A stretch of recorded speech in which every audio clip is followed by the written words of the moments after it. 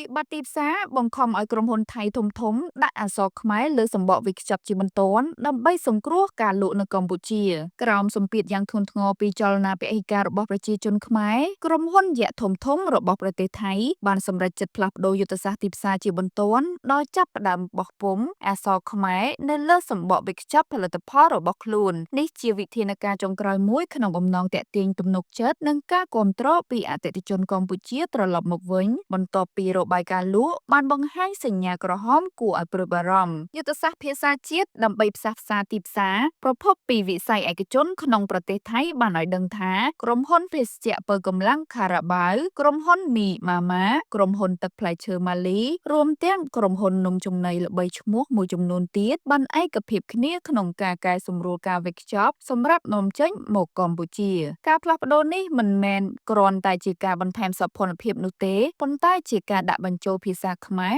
ឲ្យធំនិងច្បាស់ដើម្បីបង្ហាញពីការគោរពដល់អធិបតេយ្យភាពនៃភាសានិងអតិថិជនគោលដៅអ្នកវិភាគទីផ្សារថៃបានលើកឡើងថាការដាក់អក្សរខ្មែរគឺជាមធ្យោបាយផ្លូវចិត្តវិទ្យាដ៏សំខាន់នៅពេលនេះដើម្បីបង្ហាញថាផលិតផលទាំងនេះត្រូវបានផលិតឡើងដោយផ្ដល់តម្លៃដល់ប្រជាជនកម្ពុជាចំពេលដែលមនោសញ្ចេតនាជាតិនិយមនៅកម្ពុជាកំពុងកើនឡើងខ្ពស់ការខាត់បងរាប់ពាន់លានដុល្លារនិងឥទ្ធិពលនៃពហិការយោងតាមការចុះផ្សាយរបស់សារព័ត៌មាន The Nation បានលាតត្រដាងទិន្នន័យដ៏គួរឲ្យភ្ញាក់ផ្អើលពីរបាយការណ៍លក់ប្រចាំឆមាសទី3របាយការណ៍បានបង្ហាញថាក្រុមហ៊ុនថៃធំៗទាំងនេះបានខាត់បងប្រាក់ចំណូលសរុបគិតជាទឹកប្រាក់រាប់ពាន់លានបាតពីទីផ្សារកម្ពុជាការធ្លាក់ចុះជាគំហុកនេះគឺជាផលវិបាកផ្ទាល់នៃចលនាពហិការដ៏ខ្លាំងក្លារបស់ប្រជាជនកម្ពុជាដែលបានរួមគ្នាឈប់ប្រើប្រាស់ផលិតផលថៃបន្ទាប់ពីមានការបិទច្រកព្រំដែនគោកនិងសកម្មភាពមួយចំនួននៅតាមព្រំដែន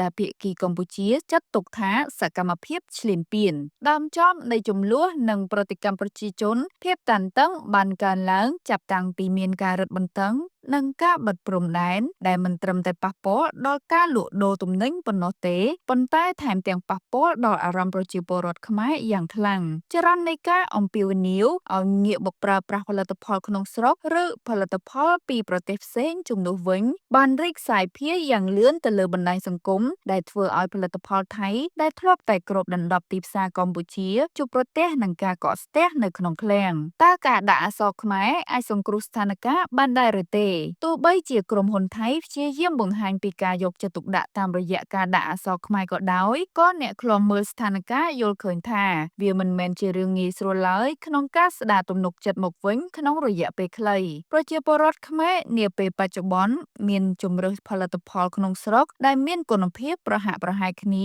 ឬល្អជាងព្រមទាំងមានស្មារតីជាតិនិយមខ្ពស់ជាងមុនការផ្លាស់ប្ដូររូបរាងវេចខ្ចប់នេះអាចជាជំហានដំបូងប៉ុន្តែប្រសិនបើស្ថានភាពនៅតាមព្រំដែនមិនមានភាពធូរស្រាលឬមិនមានដំណោះស្រាយសមស្របនោះទេយុទ្ធសាស្ត្រទីផ្សារមួយនេះអាចនឹងមិនមានប្រសិទ្ធភាពដោយការរំពឹងទុករបស់ពួកគេឡើយ